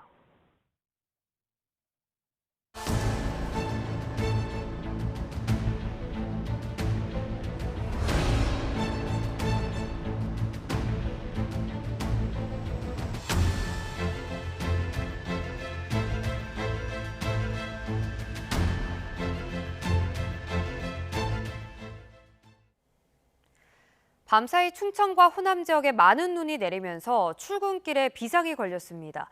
대설주의보는 해제되고 있지만 도로 살얼음 우려에 대중교통을 이용하려는 시민들의 발길이 이어지고 있는데요.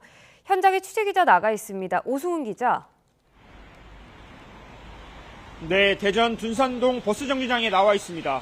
네, 현재 상황 전해주시죠. 네, 제 뒤로는 아침 출근길에 나선 시민들이 보이실 텐데요. 평소보다 시내버스를 이용하려는 시민들이 많아진 모습입니다. 큰 도로는 제설 작업이 이루어졌지만 미끄러운 도로 탓에 대중교통 이용이 늘었습니다. 도로에는 차들이 서행하고 있는 모습도 확인할 수 있습니다. 밤사이 충청 지역에는 많은 눈이 내렸습니다. 아침 7시 20분 기준 적설량은 충남 부여가 7.8cm로 가장 많았고 공주가 5.1cm, 세종이 4.5cm를 기록했습니다. 대전과 충남, 세종 지역에 내려졌던 대설주의보는 모두 해제됐지만 골목길에는 아직 눈이 쌓인 곳이 많아 주의가 필요합니다. 전북 지역에도 많은 눈이 내렸고 아직도 눈이 오는 곳도 있습니다.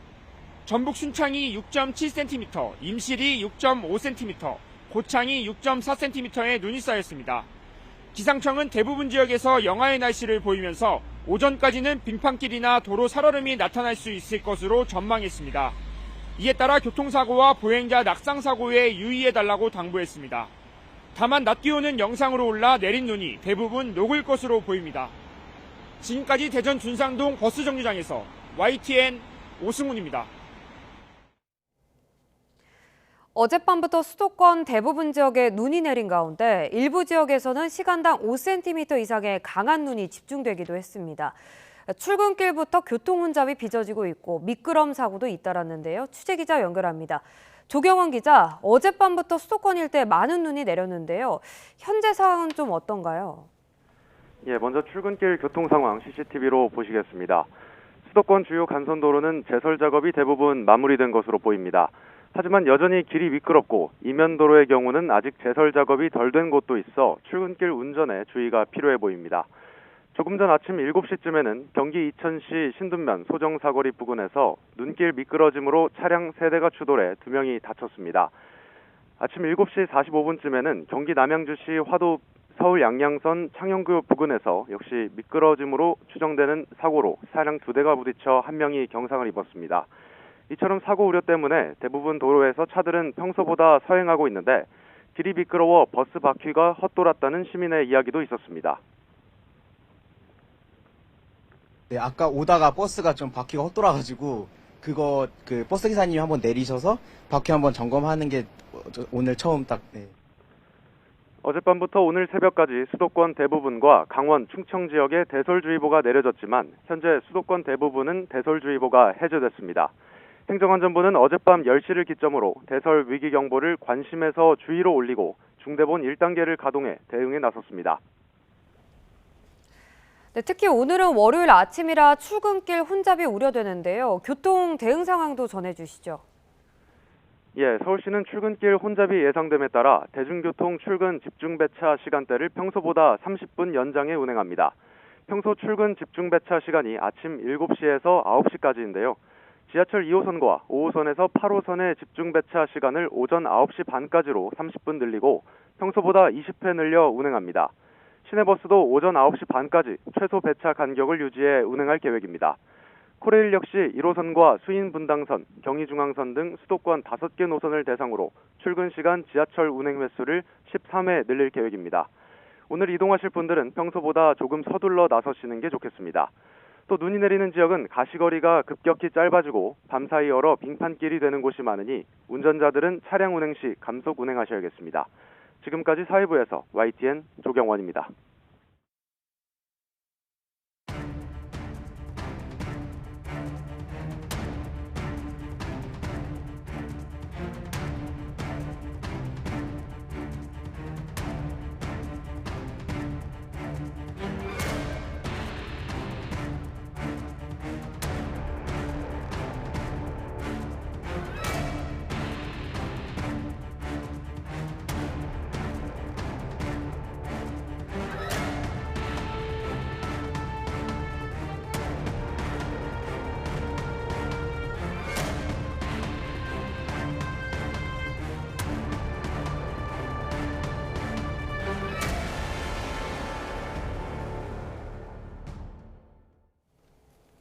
보신 것처럼 내일 경찰이 위안부를 모욕한 단체의 대표를 피의자로 불러 조사합니다.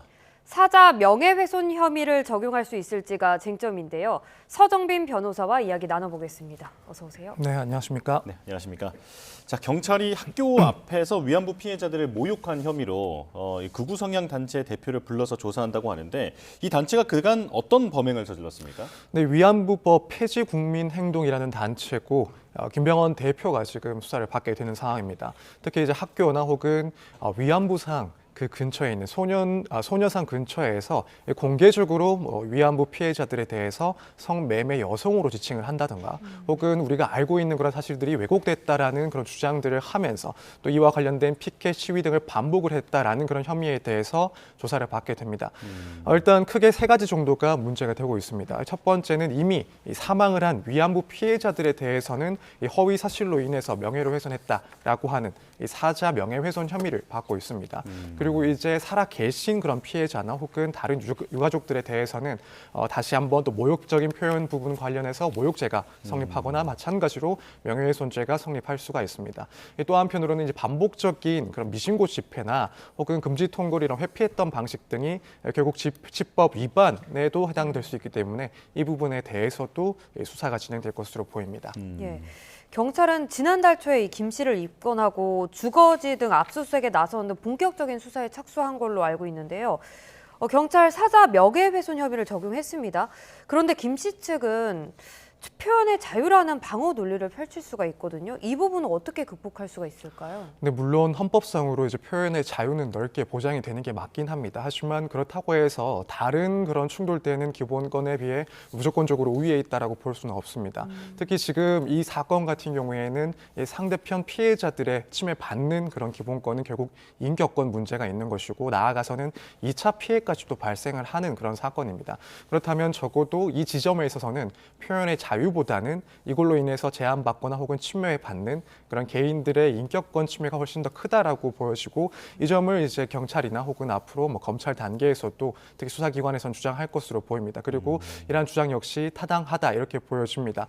거기다가 이미 이제 이런 위안부 피해와 관련된 그런 문제들은 역사적으로 또 학술적으로도 확립된 그런 피해 사례에 해당한다. 이런 점 역시도 상당히 수사기관 입장에서는 강조할 점이다라고 보여지고 또 한편으로는 이런 집시법상 위반 문제들, 이런 시위 행위들이 결국에는 반복될 경우 발생할 수 있는 개인들의 피해, 나아가서는 그런 사회적인 해악의 크기를 따져봤을 때도 표현의 자유로서 보장받는 영역이 아니다라는 점이 상당히 강조될 것으로 보여집니다. 예. 이재명 대통령도 사람을 해치는 짐승은 격리해야 한다라면서 경로하는 모습을 보였는데 이 사자 명예훼손 그리고 말씀하신 여러 가지 혐의들의 형량 수준은 어떻게 됩니까? 일단 대표적으로 형법상 사자 명예훼손 같은 경우에는 법정형이 2년 이하의 징역이나 혹은 500만 원 이하의 벌금으로 규정을 하고 있습니다. 또 이제 단순 모욕죄 같은 경우에는 1년 이하의 징역이나 200만 원 이하의 벌금으로 규정을 하고 있습니다. 그래서 일단 법정형 자체가 사실은 높은 편이 아닌 것은 맞습니다. 그리고 또 이제 실제 양형에 있어서는 전과가 있는지 또 반복성이 얼마나 있었는지 반성을 하고 있는지 여부에 따라서 벌금형까지도 충분히 가능하기도 하고요. 그렇기 때문에 일단 현행법상으로는 지금 이 사건에 대해서는 사실 구체적으로 큰 형량이 나오기는 조금 기대하기 힘든 상황인 것도 맞고 또 유사 사건들 같은 경우에도 대부분 벌금형을 선고받는 경우들이 많습니다. 일단 그것보다 또 더 큰 문제가 하나 있는 게 특히 이제 사자 명예훼손 같은 경우에는 이 돌아가신 고인의 가족들이 고소를 해야지 실제 처벌까지도 이루어질 수가 있는데 예컨대 가족이 없으신 그런 고인분들이나 혹은 가족이 있다 하더라도 유가족이 있다 하더라도 이 피해자의 그런 피해 사실을 알리고 싶지 않아 하는 그런 유가족들도 있기 때문에 사실 그런 점에 있어서 실제 처벌까지도 어렵다라는 그런 문제가 발생할 수가 있습니다. 그렇기 때문에 이런 부분들은 앞으로의 그런 수사 과정이나 재판 과정도 지켜보긴 해야 되겠지만 사실은 근본적으로는 입법을 통해서 해결해야 될 문제점이 아닌가라고 생각이 되기도 합니다. 예, 말씀하신 것처럼 정부 차원에서도 위안부 피해자 보호법을 입법 처리하려고 합니다.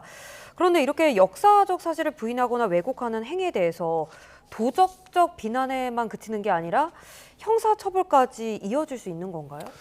일단 그 부분이 상당히 좀 다투어지는 쟁점이다라고 보여집니다. 특히 이제 정부 측 그리고 여당 측에서 준비를 하고 있는 그런 개정안에는 이런 위안부와 관련된 각종 모욕적인 발언이라든가 혹은 소녀상 등에 대한 그런 훼손 행위 등에 대해서도 금지하는 규정, 나아가서는 이러한 행위들에 대해서 처벌하는 규정까지도 담아내려고 하고 있는데 반면에 이것에 반대하는 입장, 야당의 입장에서는 특히나 이런 것들까지 처벌하는 것은 조금 지나치다라는 그런 입장에서 이런 처벌 규정을 두지는 않으려고 하는 그런 이야기들도 나오고 있습니다. 결국 앞서 이제 이야기를 했던 것처럼 이 영역 같은 경우에는 표현의 자유 그리고 이 개인의 인격권들이 서로 충돌하는 그런 지점이기 때문에 사실 이 부분에 대해서는 조금 예민한 부분이 될 수가 있고 또 사회적으로 혹은 학술적으로는 상당히 좀 심층 깊은 논의가 필요한 지점은 분명히 맞는 것 같습니다. 예.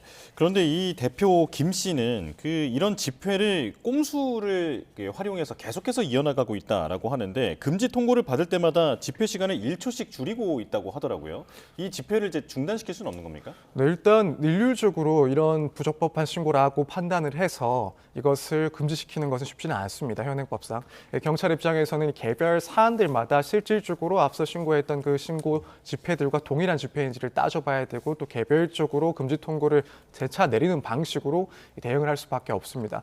그렇기 때문에 이 부분에 대해서도 보완이 필요하다, 입법적인 그런 제도 마련이 필요하다라는 이야기가 나오고 있는데 특히나 이제 학생들이 있는 학교라든가 혹은 교육 환경이 이렇게 침해가 반복될 수 있는 그런 공간에서는 관련 근거 규정들의 입법을 통해서 일정 시간 혹은 일정 횟수 집회를 제한하는 그런 규정을 둬야 된다라는 목소리도 특히 이번 사건을 계기로 해서 조금 더 높아질 것으로 보여집니다. 예. 다음 주제에 대해서 이야기 이어가 보도록 하겠습니다. 인천의 한 복지시설에서 원장이 중증 장애인들에게 성적 학대를 했다는 의혹이 제기가 됐습니다. 인천판 도가니 사건으로 불리는 색동원 수사에 대한 이야기인데요. 여성 입소자 전원이 피해를 당했다고요? 네, 그렇습니다. 이 사건은 이제 2025년 3월 이 제보가 접수가 됐고 이후에 내사를 거치고 또 압수수색을 통해서 어느 정도 이 피해 규모가 확인이 됐습니다. 여기에는 또 외부의 연구팀의 연구 결과도 상당히 뒷받침이 됐고요. 말씀하신 것처럼 입소한 전원 그러니까 입소자 19명 여성뿐만 아니라 퇴소했던 2명의 여성들 이 전원에 대해서 원장이 그런 성폭행 가해를 저질렀다라는 내용이 지금 의혹이 제기되고 있는 상황입니다. 그렇기 때문에 이게 단순히 그런 개별적인 피해를 넘어서 사실상 구조적인 그런 인권 침해 사건으로 지금 번지고 있는 그런 상황이고 말씀하신 것처럼 인천판 도가니 사건이다라고 명명이 되어지고 있는 그런 상황입니다. 예, 김민석 국무총리가 이제 TF를 출범하라라고 해서 이제 곧바로 이 부분에 대해서 경찰이 수사력을 모으고 있는데 그런데 지난해 3월부터 이미 경찰이 내사를 벌이고 있었고 그리고 9월에는 압수수색도 하고 원장을 입건했다라는 것까지 알려졌습니다. 근데 왜 지금까지 이게 신병 확보가 안 된 걸까요? 일단 가장 큰 문제는 결국 이제 피해자들이 중증 장애인이다라는 점 때문에 수사가 조금 어려움이 있었던 것으로 보입니다. 특히 이런 성범죄 사건 같은 경우에는 피해자들의 진술이 상당히 중요합니다. 구체적이고 일관적인 진술이 확보가 그래야 이제 가해자를 특정을 해 나가면서 조사를 진행해 나갈 수가 있는데 이제 지금 피해자들인 중증 발달 장애인들 같은 경우에는 아무래도 일반적인 그런 성인 여성들에 비해서는 구체적이고 일관적인 진술을 확보하는 것이 상당히 어려웠을 것으로 보입니다. 그렇기 때문에 실제 어떤 피해가 있었는지를 수사하는 것에 상당히 좀 지연이 있지 않았을까 이렇게 생각이 됩니다. 또 한편으로는 이 시설 내에서 장기간 반복되어 있던 그런 범죄다 보니까 이 피해자를 또 분리해야 되기도 하고 또 보호 조치도 고민을 해야 되는 그러면서 증거를 보강해 나가야 되는 그런 수사에 조금 난이도가 있지 않았나라는 생각이 듭니다. 물론 이제 일부 시민 단체에서는 당시에 피해자들이 이미 발생했다라고 볼 수 있는 그런 정황들이 있지 않느냐. 특히 거기 입소했던 사람들 중에서는 상해로 이렇게 다쳐서 진단을 받고 입원을 했던 사람도 있었는데 이런 점들을 고려한다면 먼저 서둘러서 강제적인 신병도 확보를 했어야 되는 것 아닌가라는 비판도 나오긴 합니다만 결국 이런 사건의 특수성을 고려했을 때는 경찰 입장에서도 속도를 내기에는 조금 어려운 점이 있었다 이렇게 생각이 됩니다. 예, 입소자 대부분이 말씀하신 것처럼 의사소통이 쉽지 않은 상황이고 또 사건이 일어난 시점이 좀 1년 정도 지난 시점이라 진상규명이 어려워지는 게 아닌가 이런 우려의 목소리도 나옵니다. 네, 그렇습니다. 이제 성범죄 피해 같은 경우에는 사실 이런 증거들이 크게 두 축으로 나누어 볼 수가 있습니다. 하나는 뭐 객관적인 증거가 있을 때, 예를 들어 CCTV라든가 혹은 뭐 녹화된, 녹음된 그런 파일들이 있을 때 이런 전자기록들이 객관적인 물증이 될 수가 있고, 또 한편으로는 피해자의 구체적인 진술이 또 중요한 증거에 해당을 합니다. 하지만 이제 대부분의 사건 같은 경우에는 이런 물증들이 존재하는 것은 쉽지가 않고, 그래서 그만큼 피해자들의 진술을 확보하는 것이 매우 중요합니다. 하지만 이 사건 같은 경우에는 역시나 1년이 지났기 때문에 물증 등이 확보되기는 상당히 어려운 상황입니다. CCTV라든가 혹은 전자기록 등이 다 소실될 가능성이 무척 높고, 그렇다면 결국 돌아가서 이 피해자들의 진술이 매우 중요한데, 아무래도 이 중증 장애인이다 보니까 이런 피해자들의 진술을 확보하는 것이 매우 어렵다라는 것은 충분히 예측 가능한 지점인 것 같습니다. 그렇기 때문에 이 사건에 있어서는 사실 경찰 입장에선 상당히 이제 꼼꼼하게 세심하게 진술 확보에 신경을 써야 되는 그런 상황으로 보이고, 결국 이제 여기에 대해서는 조금 더 이런 특별한 능력들을 가진 그런 전담 팀들이 운영이 될 겁니다. 그래서 이 당시의 피해에 대해서 보다 이제 반복적으로 진술을 하고 나아가서는 조금 유연하게 그런 진술을 할 수 있는 그런 환경을 마련해 줄 수 있도록 하는 것까지도 하나하나 신경을 쓰지 않을까. 그래서 시간이 다소 걸릴 수 있긴 하지만 이 진술 확보에는 상당히 노력을 해서 결국에는 이런 피해 사실을 입증할 수 있는 진술을 확보할 수 있을 것이다, 이렇게 전망을 하고 있습니다. 예. 자, 그리고 그 국무총리 지시로 특별수사단이 꾸려져서 70명이 넘는 수사단이 지금 모여 있는 상황인데, 이게 지금 여성 입소자 얘기만 했습니다만 남성 입소자에 대한 학대 의혹도 있고, 그리고 보조금 유용 의혹까지 있다면서요?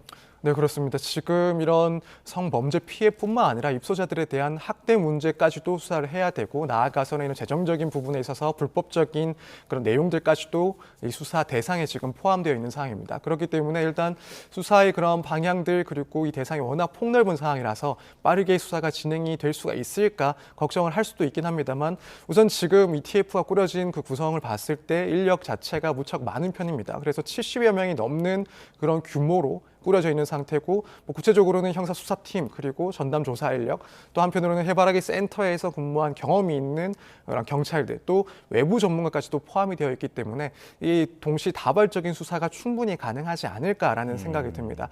그래서 일단 이 피해자들, 그러니까 여성 피해자들뿐만 아니라 이 남성 피해자들에 대한 그런 면담까지도 충분히 빠르게 진행이 될 수 있을 것이다 예상이 되고, 또 한편으로는 동시에 이런 심리적인 그런 치료까지도 좀 필요하지 않나, 이런 점 역시도 다발적으로 이루어질 것이다라고 예측을 해볼 수가 있습니다. 또 한편으로는 말씀드린 그런 재정적인 범행과 관련해서도 이런 보조금의 흐름이라든가 혹은 계좌 관리 내역 등을 비춰봤을 때 문제점을 추적해 나가는 것도 충분히 신속하게 이루어질 수 있지 않을까. 이 구성을 봤을 때는 이 다양한 쟁점들에 대해서 빠르게 진행을 할 수 있을 것이다, 이렇게 좀 기대를 해볼 수 있을 것 같습니다. 예. 이렇게 여러 의혹이 나오면서 정부도 엄정 대응하겠다 이렇게 나섰습니다. 수사 결론 어떻게 기대할 수 있을까요? 우선 이 시설에 대해서는 폐쇄가 충분히 가능하지 않을까. 지금 이 의혹들이 사실이라고 확인이 된다면 관련 법에 의해서 이 시설은 폐쇄가 될 것으로 예측이 됩니다. 그리고 이제 무엇보다 중요한 것은 결국 이 가해자에 대한 처벌인데, 아무래도 이런 팀이 꾸려지고 또 이 혐의 내용이 사실로 인정이 된다라고 한다면 사실상 상당히 중한 처벌을 받을 것이다. 특히 법정 최고형에도 해당할 수 있는 그런 처벌을 받을 것이다라고 짐작이 됩니다. 특히 이런 피해자들이 장애인이고 또 시설에서 관리를 받는 그런 장애인이다 보니까 이런 지위 관계들을 고려했을 때 충분히 중한 처벌이 예상이 되고, 또 피해자 숫자도 너무 많기 때문에 앞서 말씀드린 것처럼 법정형에 비춰봤을 때 최고형까지도 가능한 사안이 아닐까라고 예상이 됩니다.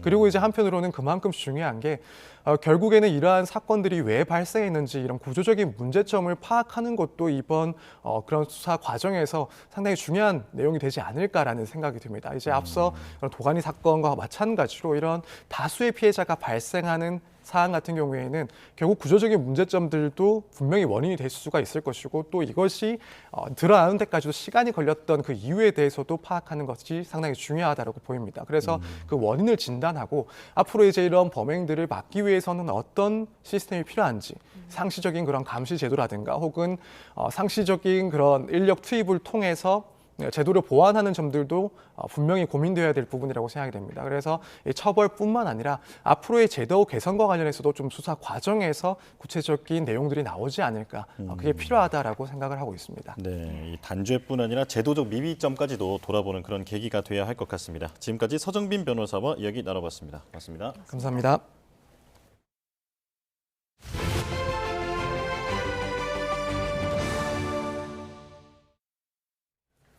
미국의 중재로 우크라이나 에너지 시설 공격을 중단한 러시아가 민간인을 겨냥해선 무차별 공습을 이어가고 있습니다. 우크라이나가 개전 후 가장 혹독한 겨울을 보내고 있는 가운데 종전안을 논의할 3자 회담은 이번 주에 이어질 예정입니다. 보도에 유투건 기자입니다. 우크라이나 최대 민간 에너지 기업의 통근 버스가 러시아의 드론 공격에 처참하게 파괴됐습니다. 교대 근무를 마치고 귀가하던 광부 수십 명이 참변을 당했습니다. 남부 자포리자에선 산부인과 병원이 2차례 드론 공격을 받아 여러 명이 다쳤습니다. Почула звук, як жужжання. Подивилася в вікно, а воно почало спускатися прямо на пологовий. Я на всю палату вибігаємо. 우크라이나는 또 철도 기반 시설과 물류 시설도 공격을 받았다고 밝혔습니다. 러시아는 미국 요청에 따라 에너지 시설 공격만 잠시 중단했을 뿐 그 외엔 대상을 가리지 않고 무차별 공습을 이어가고 있습니다. 덮친 데 덮친 격으로 우크라이나에선 대규모 전력망 장애까지 발생했습니다.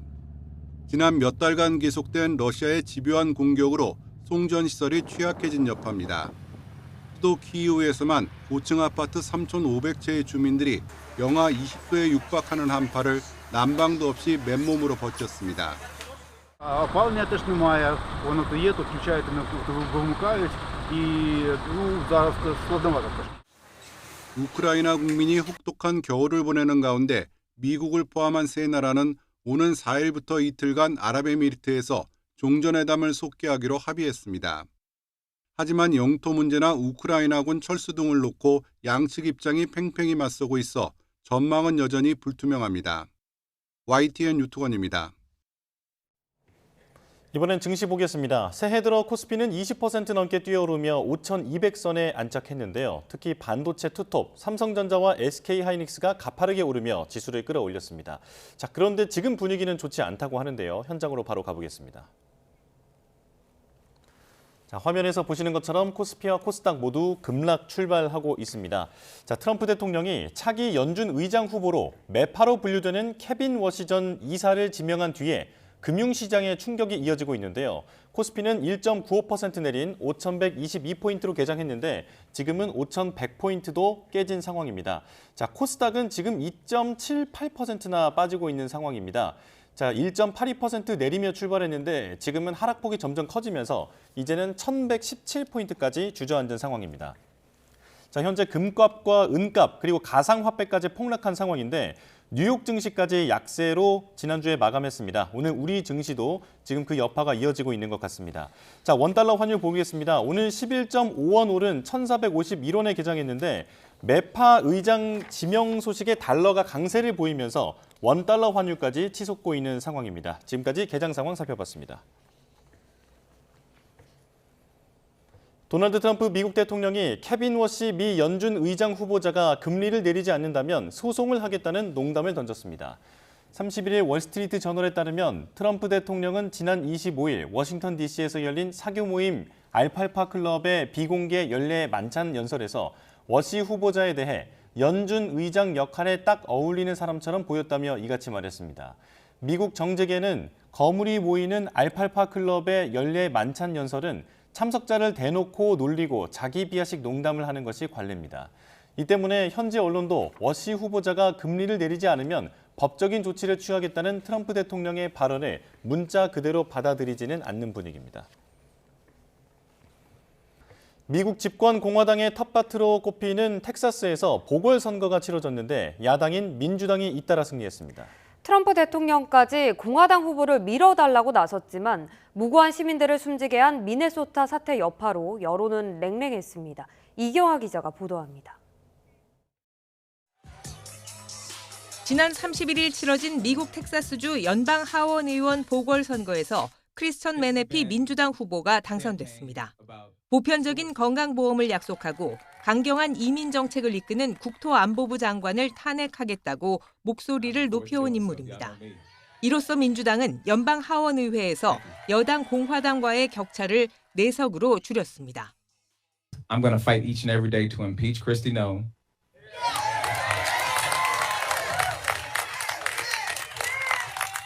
To tear ICE up from the roots.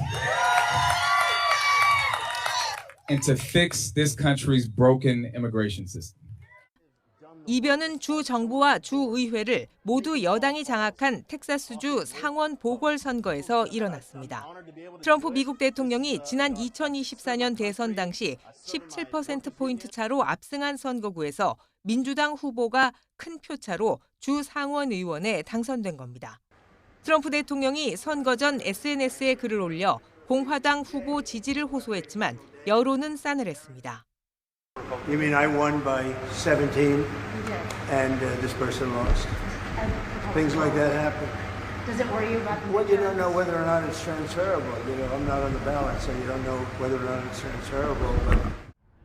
트럼프 대통령 지지율이 하락하는 가운데 지난해 치러진 각종 선거에서 민주당은 여당 우세 지역을 포함해 주의회 의석을 20석 이상 늘렸습니다. 특히 이번 선거는 미네소타주 시민 2명이 미 이민세관 단속국 ICE 요원에게 사살된 뒤 규탄 집회가 이어지는 가운데 치러졌습니다. 이렇게 트럼프 대통령에 대한 반감이 커지면 오는 11월 중간선거에서 여당이 패배할 것이란 예상이 확산하고 있습니다. 한편 ICE가 5살 소년을 미끼로 아버지를 붙잡아 구금했다는 비판 속에 법원은 아이와 아버지를 풀어주라고 명령했습니다. 이 소년은 아버지와 함께 원래 살던 미네소타주 집으로 돌아갔습니다. YTN 이경아입니다. 충북 음성 생필품 제조 공장 화재 현장에서 실종자 수색 작업에 어려움을 겪고 있습니다. 외국인 노동자 2명이 실종됐는데 시신 한 구가 공장 계단에서 발견됐고 소방당국은 또 다른 실종자를 찾기 위해서 탐색 장비를 투입했습니다. 오승훈 기자가 보도합니다. 철골 구조물들이 힘없이 주저앉았고 무너져 내린 잔해들이 잔뜩 쌓여 있습니다. 뿌연 연기가 피어오르지만 소방 구조대원들은 아랑곳하지 않고 잔해물을 들쳐가며 수색 작업을 이어갑니다. 충북 음성 생필품 제조 공장에서 발생한 불은 21시간 만에 모두 꺼졌지만 수색은 계속되고 있습니다. 이번 화재로 외국인 노동자 2명이 실종됐는데 실종자로 추정되는 시신 한 구가 공장 2층 계단에서 발견됐습니다. 실종자는 60대 카자흐스탄 국적 노동자와 20대 네팔 국적 노동자 등 2명으로 발견된 시신의 신원은 아직 파악되지 않았습니다. 경찰은 국립과학수사연구원에 신원 확인을 요청했고 소방당국은 수색에 집중하고 있습니다. 처음에 실종자가 발견된 지점이 A동이기 때문에 A동 실종자 발견 지역을 위주로 그 인근에 대한 수색을 집중 실시하고 있습니다. 하지만 붕괴 위험 등으로 수색에 난항을 겪고 있습니다. 굴착기 등 중장비를 동원해 잔해물을 걷어내고 있고 내시경이 달린 도시 탐색 장비도 투입됐습니다. 도시 탐색 장비는 매몰되었을 때 우리가 소위 말하는 이제 내시경 같은 장비가 있습니다. 그래서 붕괴된 부위를 그걸 앞으로 탐색을 하면서 의심이 나는 부분은 대원이 진입을 해서 사람을 찾는 방식으로 진행하고 있습니다. 소방당국은 확보한 CCTV 영상 등을 토대로 시신이 발견된 공장 A동 부근을 최초 발화 지점으로 추정하고 있습니다. 화재 당시 대피한 직원들은 화재 경보기가 울려 밑으로 내려와 보니 불이 나 있었다고 경찰에 진술한 것으로 전해졌습니다. 경찰과 소방은 실종자 수색을 마치는 대로 화재 원인 규명을 위한 합동 감식을 진행할 예정입니다. YTN 오승훈입니다. 지난해 12월 서울 여의도역 신안산선 공사 현장에서 철근 구조물이 무너지면서 노동자 1명이 숨졌죠. 시공사 측이 정부에 제출한 초기 보고서에는 추정 원인이 작업자 부주의라고 적혀 있었는데 실제 수사당국은 이보다는 설계나 시공 과정 문제에 무게를 두고 있는 것으로 파악됐습니다. 정영수 기자의 단독 보도입니다. 무너져 내린 철근 구조물 밑에 파손된 작업 차량이 깔렸습니다. 지난해 12월 현장 노동자 1명이 사망한 여의도역 신안산선 공사 현장 모습입니다. 콘크리트 타설을 위해 설치해둔 철근 구조물이 무너져 내린 건데 사고 직후 시공사 포스코 ENC와 발주처 넥스트레인은 국토교통부에 사고 보고서를 제출했습니다. 보고서에는 콘크리트 타설 차량의 붐대, 즉 타설용 관이 철근에 걸리면서 무너졌다며 작업자 부주의라고도 적혀 있습니다. 그런데 YTN 취재 결과 수사 당국은 포스코 ENC 측의 보고서와는 달리 애초 구조 자체에 문제가 있을 가능성에 더 무게를 두는 것으로 파악됐습니다. 설계나 시공 과정의 문제로 이번 사고가 발생했을 가능성이 더 커 보인다는 겁니다.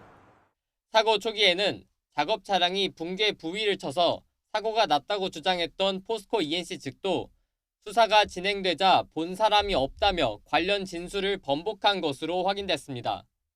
전문가들 역시 작업자의 단순 실수만으로 이런 식의 붕괴 사고가 발생하긴 어렵다고 지적합니다. 떨어지면 안 되죠. 떨어진다는 건 말이 안 되죠. 그냥 주저앉아 버린 거잖아요. 구조상으로 무슨 문제가 있을지 않나 싶어요. 포스코 ENC 측은 YTN의 최초 보고서는 현장 노동자 얘기를 바탕으로 작성한 것이고 정확한 결론은 조사를 통해 밝혀질 거라고 해명했습니다. 경찰과 고용노동부가 관련자 소환 등 수사를 이어가는 가운데 설계나 시공 등의 구조적 문제 때문에 사고가 발생한 사실이 확인될 경우 처벌 수위와 대상이 크게 늘어날 전망입니다. YTN 정영수입니다. 전북 지역에서도 아프리카 돼지열병이 발생해 당국이 긴급 방역에 착수했습니다. 전북도는 어제 고창군의 한 양돈 농장에서 폐사가 잇따른다는 신고를 받고 정밀 검사한 결과 아프리카 돼지열병 발생이 확인됐다고 밝혔습니다. 이는 전북 최초이며 전국 5번째 발생으로 도는 해당 농장에 이동 제한 조치를 하고 농장 출입 통제와 소독 등 긴급 방역 조치를 시행했습니다. 서울은 눈이 그쳤지만 남부지방은 눈구름의 영향을 받고 있습니다. 밤사이 내린 눈으로 인해 도로 곳곳이 미끄러운 곳이 많은데요. 기상캐스터 연결해 자세한 날씨 알아봅니다. 윤수빈 캐스터. 네, 서울 광화문에 나와 있습니다. 네, 서울은 지금 눈이 그쳤는데요. 어디에 지금 눈이 오고 있나요? 네, 서울 등 중부지방은 눈이 대부분 그쳤지만 남부를 중심으로는 여전히 눈이 오고 있습니다. 특히 일부 지역은 시간당 1에서 3cm의 강한 눈이 집중되고 있는데요. 이들 지역은 오늘 오전까지 최고 5cm의 많은 눈이 더 내릴 것으로 보입니다.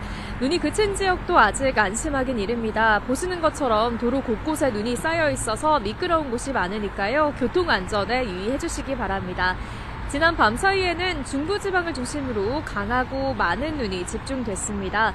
서울 노원구와 성북구 그리고 경기 남양주에는 시간당 5cm 안팎의 강한 눈이 쏟아지며 대설재난 안전문자가 발송됐는데요. 서울 노원구에는 한두 시간 사이 7.3cm의 많은 눈이 쌓였고 어제 저녁부터 지금까지 강원도 철원에는 무려 17.3cm의 누적 적설량이 기록됐습니다. 눈구름은 현재 남동쪽으로 이동하면서 남부 곳곳에 영향을 주고 있습니다. 특히 부안과 정읍 지역에도 강한 눈이 내리며 대설재난 문자가 발송됐는데요. 이들 지역은 오전까지 제법 많은 눈이 더 내릴 것으로 보여 주의가 필요합니다. 앞으로 호남과 경남 서부 내륙, 제주 산간에 최고 5cm의 눈이 더 쌓이겠습니다. 오전 사이 눈이 모두 그쳐도 쌓인 눈으로 인해서 미끄럼 사고가 발생할 수 있습니다. 운전자뿐만 아니라 보행자도 낙상 사고에 각별히 유의해 주셔야겠습니다. 지금까지 YTN 윤수빈입니다. 뉴스업 월요일 순서 마칩니다. 내일 다시 뵙겠습니다. 고맙습니다.